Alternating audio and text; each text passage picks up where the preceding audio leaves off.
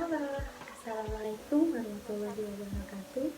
Perkenalkan, nama saya Farida dengan NIM 444210009, jurusan Teknologi Pangan 2021. Nah, pada video kali ini saya akan mereview mengenai analisis kadar lipid menggunakan metode gas kromatografi. Sebenarnya apa sih yang kalian tahu tentang lipid? Nah, lemak dan minyak. Sebelum kita mengetahui mengenai analisis kadar lemak atau lipid pada suatu bahan makanan, tentunya kita harus mengetahui terlebih dahulu apa itu lipid atau lemak. Nah, lemak atau minyak merupakan senyawa lipida. Apa sih senyawa lipida itu? Nah, senyawa lipida yaitu senyawa yang tidak mudah dan tidak dapat larut dalam air.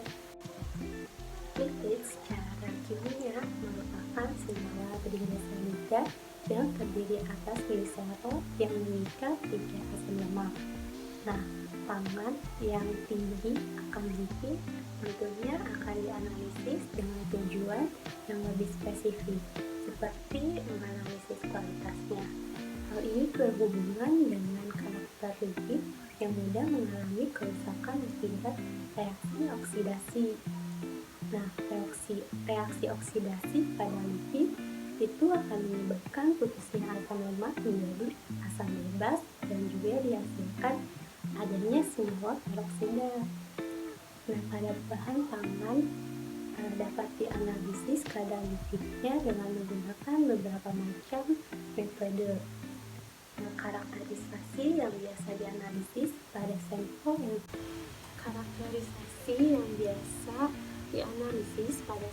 yang tinggi lipidnya antara lain yaitu asam lemak bebas, angka iod, dan angka peroksida. Sebelum kita mengetahui mengenai analisis kadar lemak atau lipid pada suatu bahan makanan, tentunya kita harus mengetahui terlebih dahulu apa itu lipid atau lemak. Nah, lemak atau minyak merupakan senyawa lipida. Apa sih senyawa lipida itu? Nah, senyawa lipida yaitu senyawa yang tidak mudah dan tidak dapat larut dalam air. Nah, lipid atau minyak yaitu merupakan salah satu senyawa lipida. Nah, senyawa lipida itu apa sih? Senyawa lipida yaitu senyawa yang tidak bisa larut dalam air. Contohnya seperti benzen, kloroform, keter, dan lain sebagainya.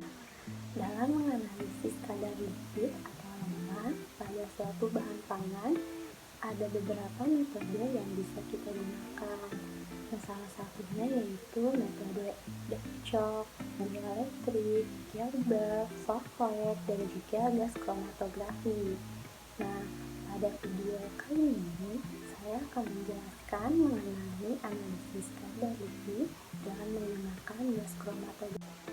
Nah, analisis kuantitatif pada lipid saat ini salah satunya yaitu dapat menggunakan dengan metode gas kromatografi.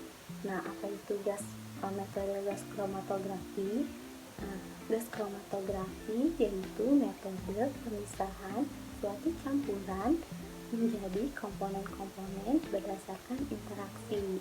Nah, di sini pada metode gas kromatografi terdapat 2 fase.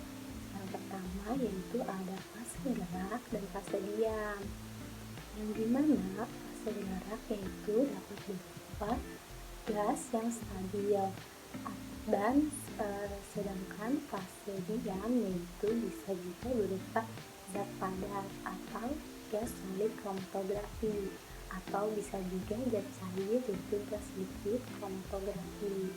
Gas kromatografi dapat digunakan untuk menguji kemurnian dari bahan tertentu atau memisahkan berbagai komponen dari campuran. Nah, metode ini bekerja dengan sangat cepat sehingga dalam waktu beberapa detik saja dapat memisahkan secara sempurna. Pada prinsipnya gas kromatografi yaitu trigliserida cyanida disaponifikasi atau ditambahkan dalam larutan NaOH dan asam lemak yang dibebaskan diesterifikasi menjadi fatty acid methyl ester dengan penambahan metanol dan BF3. Itu syarat sampel gas kromatografi. Nah, syaratnya yang pertama yaitu senyawa harus volatil atau senyawa mudah menguap. Nah, hanya senyawa yang volatil saja yang bisa dianalisis. Nah, bagaimana jika senyawa tersebut tidak volatil? Tentunya senyawa tersebut harus diderivatasi atau direaksikan agar senyawa tersebut menjadi volatil. Contohnya yaitu pada asam lemak dengan C10 akan diderivatasi atau direaksikan metil esternya yang volatil agar senyawa tersebut dapat digunakan dengan gas kromatografi. Nah, selanjutnya yaitu sampelnya tidak boleh rusak karena panas atau sampel tersebut harus tahan terhadap panas karena pada bagian gas kromatografi akan dipanaskan. Nah, jika sampel tersebut tidak tahan terhadap panas atau mudah rusak terhadap panas, maka analisis baik secara kuantitatif maupun kualitatif itu tidak akan bisa dilakukan atau analisis tersebut dapat dibilang gagal kerja pada gas kromatografi. Nah, prosedurnya itu yang pertama adalah sampel yang telah kita siapkan diinjeksikan melalui suatu sampel injektor port yang dimana temperaturnya sudah dapat diukur.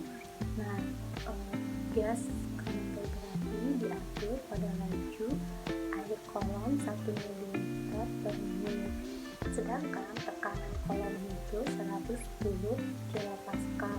Nah, mode injeksinya itu split dengan rasio 1:50.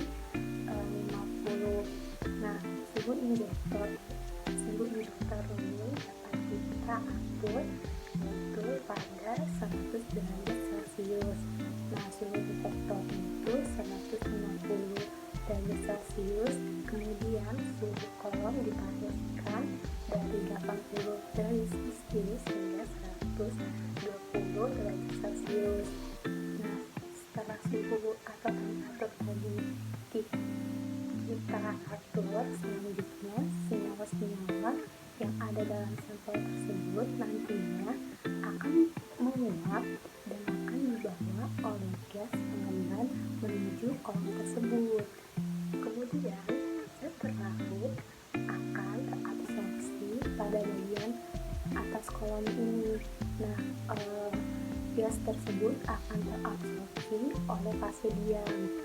Kemudian akan merambat dengan laju rambatannya masing-masing komponen yang sesuai dengan nilai KD-nya masing-masing komponen tersebut. Nah, pada gambar di sini kita akan mengenal bagian-bagian dari gas kromatografi. Nah, yang pertama yaitu ada karier gas atau gas pembawa. Ini merupakan pendorong sampel gas atau liquid atau solid setelah dituangkan. Nah, setelah sampel dalam bentuk cair diinjeksikan ke injektor dan menguap, maka karier gas ini akan menuju membawa uap tersebut masuk ke dalam kolom yang dimana pemisahannya terjadi dan akhirnya menuju detektor untuk deteksi. Nah, selanjutnya ada gravity flow controller yang dimana ini bagian yang mengatur aliran gas karier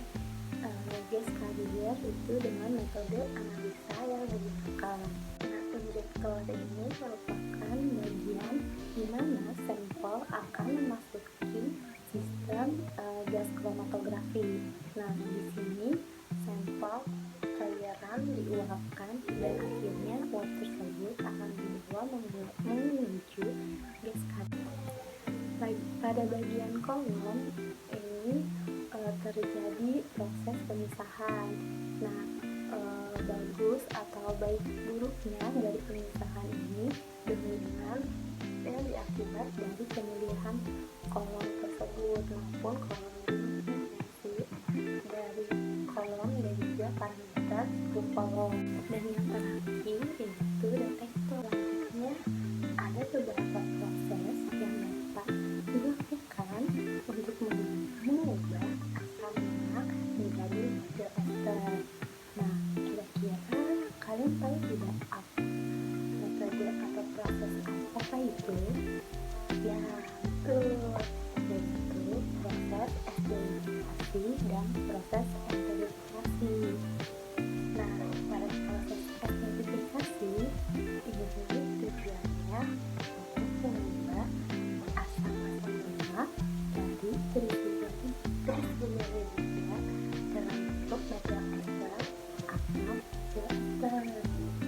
Kemudian radioester dari atau radioester ini diikuti dengan reaksi yang dilakukan dengan metode gas kromatografi. Nah, dengan katalis asam misalnya pada larutan H2SO4 maupun katalis basa misalnya kalium metoksida. Metode yang digunakan juga harus sesuai ya.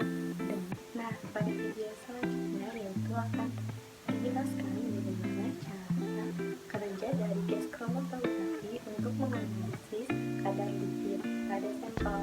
Yang telah diesterifikasi tadi kemudian dimasukkan ke dalam injektor oleh gas pembawa sampel dan selanjutnya dibawa dan akan diubah oleh injektor menjadi fase larutan menjadi gas. Kemudian gas dari sampel dibawa masuk ke dalam kolom. Nah, di kolom ini terjadi proses pemisahan berdasarkan molaritas dan titik didihnya. Kemudian akan diubah menjadi uap. Nah, uap semua gas melewati kolom dan terjadi pemisahan berdasarkan polaritas.